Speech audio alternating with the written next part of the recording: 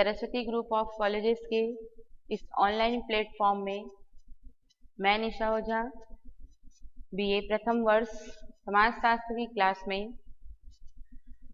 आज हम पढ़ेंगे समाजशास्त्र की मूल अवधारणा के अंतर्गत पढ़ेंगे कि समाजशास्त्र की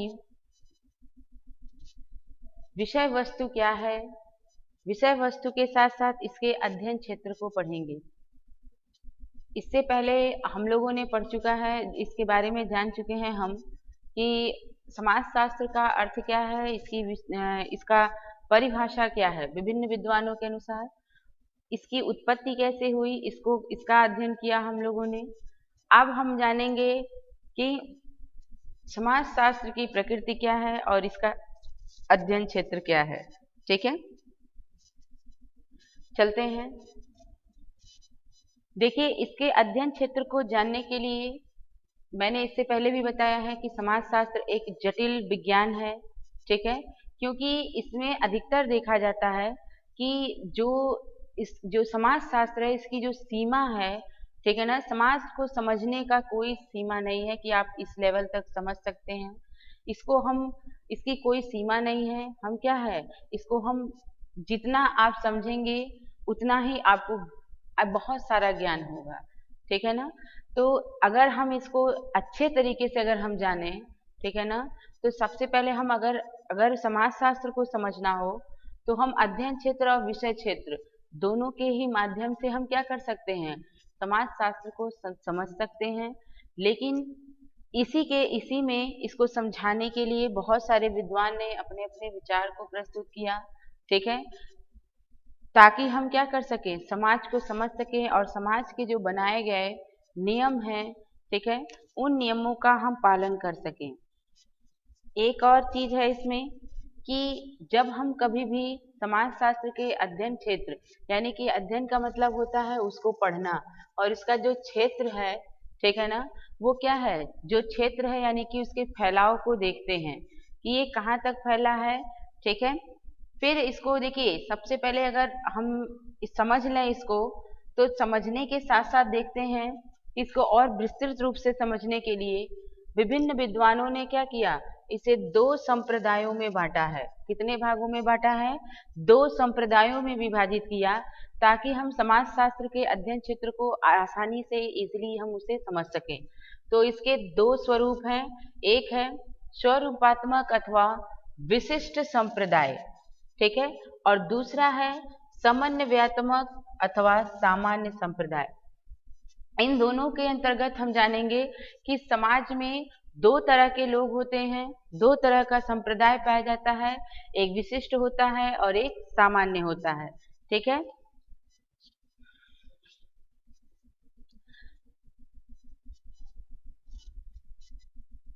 देखिए, सबसे पहले जानेंगे हम इसमें कि स्वरूपात्मक संप्रदाय क्या होता है। ठीक है, स्वरूपात्मक संप्रदाय में है कि स्वरूपात्मक जो नाम में ही लग रहा है, स्वरूपात्मक विशिष्टता को दर्शा रहा है। ठीक है ना, तो इसमें हम क्या करते हैं, इसके अंतर्गत हम जानते हैं कि इसे हम एक स्वतंत्र या फिर एक स्वतंत्र संप्रदाय भी कहते हैं कि इसमें अगर कोई भी कार्य किया जाता है तो व्यक्ति उसमें क्या करता है, वह उसे स्वतंत्र तरीके से करता है। इसे हम विशिष्ट के भी नाम से जानते हैं, इसे हम शुद्ध विज्ञान भी करते हैं, क्योंकि इसमें जो भी काम होते हैं, ठीक, वह क्या होते हैं, इसमें किसी प्रकार का कोई विवाद नहीं होता है, वह विवाद रहित होता है। ठीक है, इसीलिए इसे हम स्वतंत्र या फिर विशिष्ट या फिर हम इसे शुद्ध विज्ञान के नाम से भी जानते हैं। देखिए, इसका एक ही उद्देश्य होता है कि जो मानवीय, ठीक ना, मानवीय संबंधों का, जो मानवीय संबंध होते हैं इनके स्वरूपों का अध्ययन करना।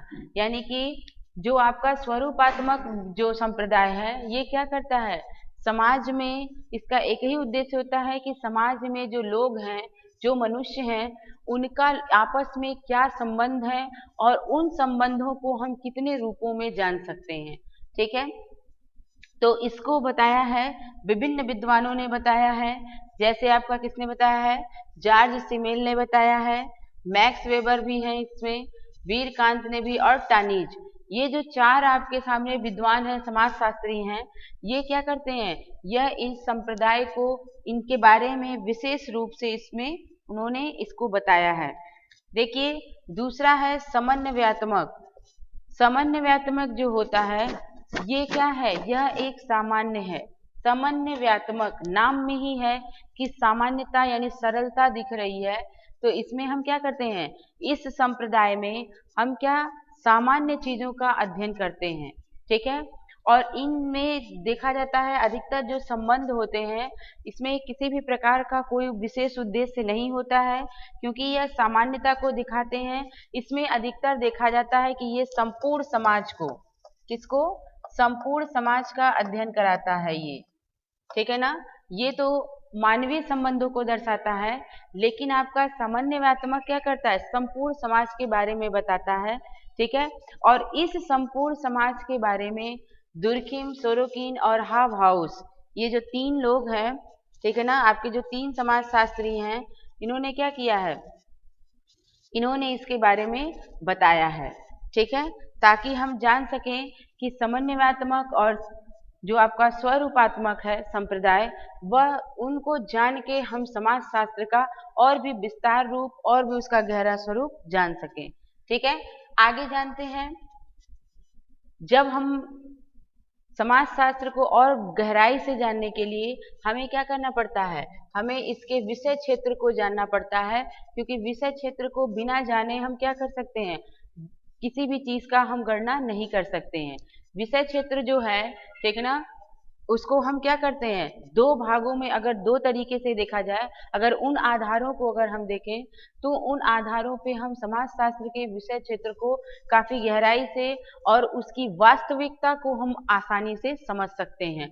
किन आधारों पे कर सकते हैं, एक है आपका स्वरूपात्मक और दूसरा है समन्वयात्मक। ये जो दो आपके संप्रदाय हैं, इन दो संप्रदायों के आधार पे हम क्या कर सकते हैं, समाजशास्त्र के विषय क्षेत्र की वास्तविकता, वास्तविक विषय क्षेत्र को हम समझ सकते हैं, ठीक है ना। इससे पहले मैंने बताया था, और एक यह और चीज है कि इसके विषय क्षेत्र को जो विशिष्ट जो आपके विद्वान है, समाजशास्त्री हैं, वह अपने विचारों में प्रस्तुत किए। तो देखिए चार इसमें है, एक दुर्खिम है, एक गिन्सबर्ग है, केर्सन है, फिर इंककेल्स है, ठीक है ना। ये चार जो आपके समाजशास्त्री हैं, उन्होंने क्या किया है, अपने विचारों के माध्यम से समाजशास्त्र के जो विषय क्षेत्र है उसको बताने का प्रयास किया है, ठीक है। जानेंगे हम कि समाजशास्त्र में इन्होंने अपने विषय क्षेत्र में किन विचारों को प्रस्तुत किया, किस आधार पे इन्होंने बताया कि ये समाजशास्त्र का पूर्ण रूप से इसका अध्ययन करा सकता है आपको। देखिए सबसे पहले जानेंगे दुर्खिम के बारे में। देखिए दुर्खिम ने कहा कि इसे हम तीन हिस्सों के माध्यम से, यानी कि तीन भागों में अगर हम समाज जो आपका विषय क्षेत्र है समाजशास्त्र का, यदि अगर हम इसके तीन, अगर हम इसे तीन हिस्सों में, इन तीन हिस्सों में अगर हम बांट दें तो इनके आधार पे हम क्या कर सकते हैं, समाजशास्त्र के विषय क्षेत्र को जान सकते हैं। सबसे पहले इसमें दिया है स्वरूप शास्त्र।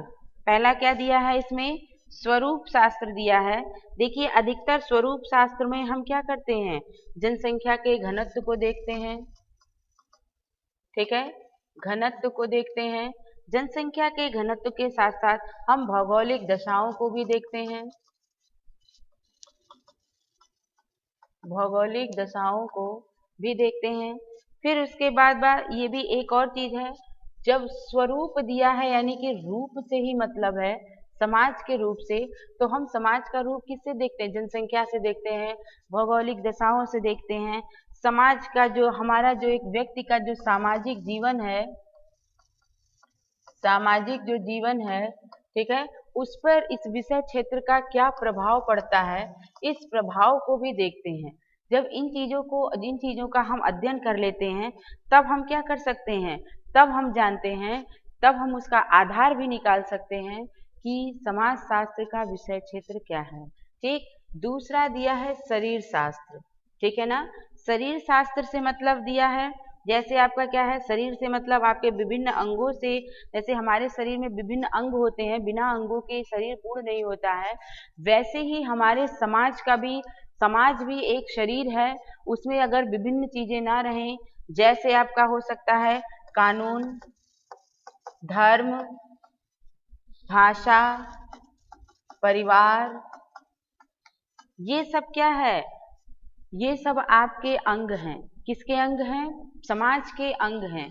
ठीक है, अगर ये सब ना रहे तो आपका समाज अधूरा है, समाज आपका नहीं चल सकता है। ठीक है ना, इन्हीं के आधारों पे क्या होता है, इन्हीं के आधारों पर आपका समाज टिका हुआ है, इन्हीं के आधारों पे हम समाज को जान सकते हैं। तीसरा है समाज शास्त्र। ठीक है ना, तीसरा क्या दिया है, सामान्य समाज शास्त्र। इसमें हम साधारण चीजों को जानते हैं, यानी कहने का मतलब ये है कि इसे हम, यानी कि समाज के जो बनाए गए साधारण नियम हैं, ठीक है, नियम के साथ साथ हम इसमें स्थिरता को भी देखते हैं। ठीक, यानी कि सामान्य नियम, सामान्य समाज शास्त्र का मतलब ये है कि समाज में होने वाले जितनी भी चीजें हैं, जितनी सामान्य चीजें हैं, उनके आधार पे समाज को चलाना सामान्यता से, आसानी से, स्थिरता के साथ, क्रमबद्ध तरीके से जो हम चीजों को चलाते हैं, उन आधारों के हिसाब से या उनके अनुसार हम इन चीजों को क्या कर सकते हैं, आसानी से कर सकते हैं। तो ये है आपके दुर्खिम के 3 विचार। दुर्खिम ने 3 विचारों के आधार पे क्या किया है, समाज शास्त्र की 3 विषय, मतलब उसके विषय क्षेत्र को बताया है, स्वरूप शास्त्र, शरीर शास्त्र और समाज शास्त्र। ठीक है ना, तो इन तीनों के आधार पे हम क्या कर सकते हैं, इन तीनों के आधार पे हम समाज शास्त्र के विषय क्षेत्र को जानेंगे। अगला है गिन्स वर्ग के विचार।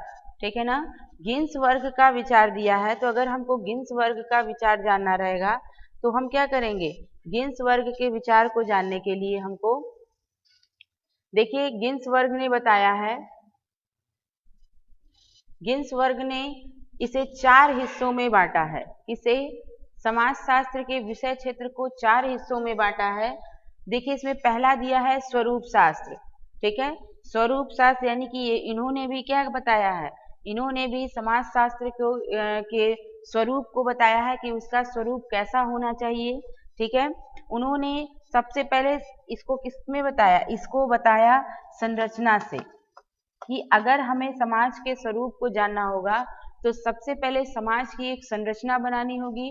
उस संरचना के आधार पे ही हम क्या कर सकते हैं, उसके विभिन्न विषयों को जान सकते हैं। और जब विषय बन जाएंगे और जब उसकी संरचना बन जाएगी, उन्हीं के आधार पे हम उनके क्षेत्रों का निर्धारण कर सकते हैं। ठीक है, दूसरा दिया है सामाजिक प्रक्रियाएं।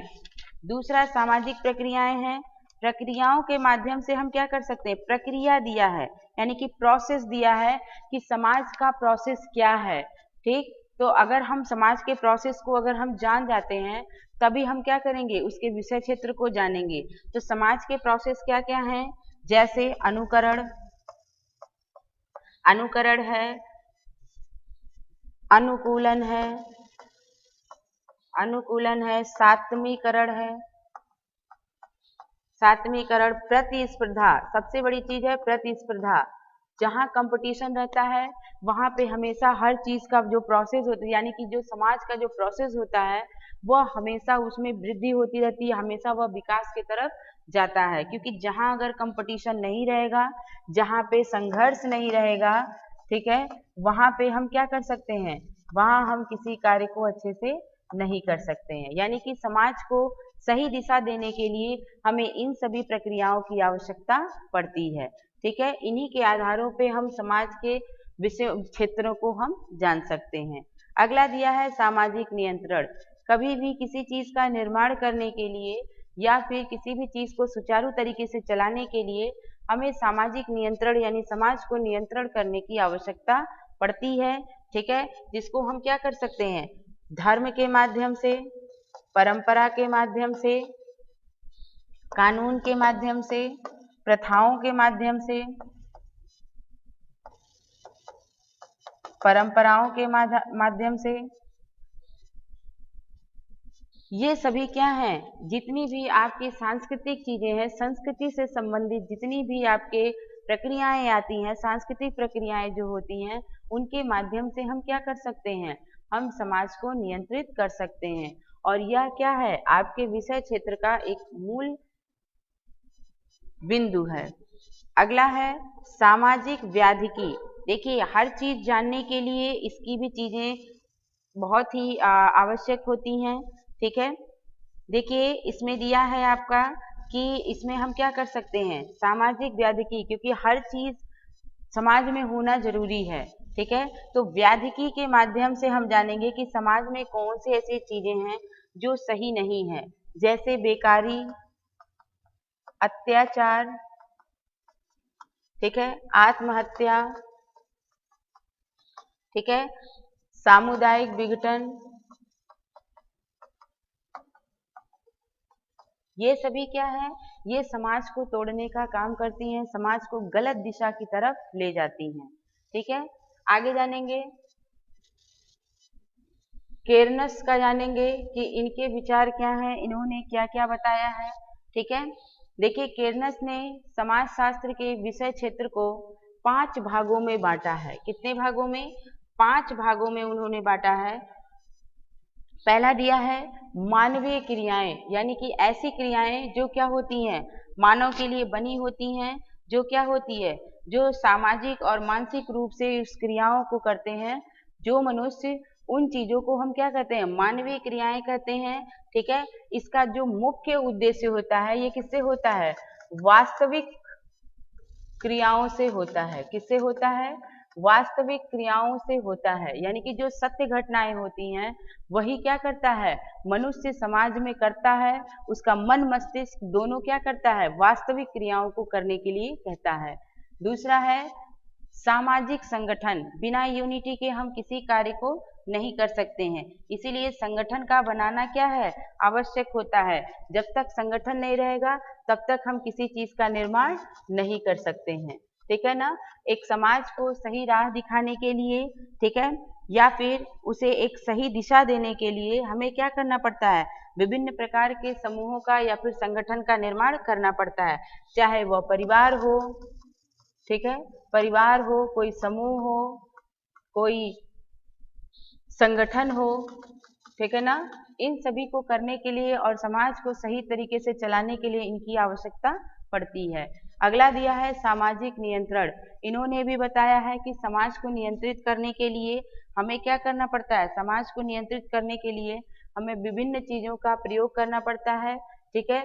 और अगर समाज के हमको विषय क्षेत्र को जानना हो तो सामाजिक नियंत्रण होना आवश्यक है। और किसके माध्यम से होता है, कानून के माध्यम से, धर्म के माध्यम से, इन सभी माध्यमों से क्या होता है, हम समाज के विषय क्षेत्र को जान सकते हैं।